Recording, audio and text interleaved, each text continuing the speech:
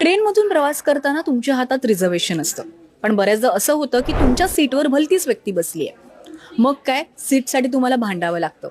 हा प्रसंग सगळ्यांना कधी ना कधीतरी सहन करावा लागलाच आहे. पण आता या भांडाभांडीपासून एक सोप्पा उपाय आज आम्ही तुम्हाला सांगणार आहे.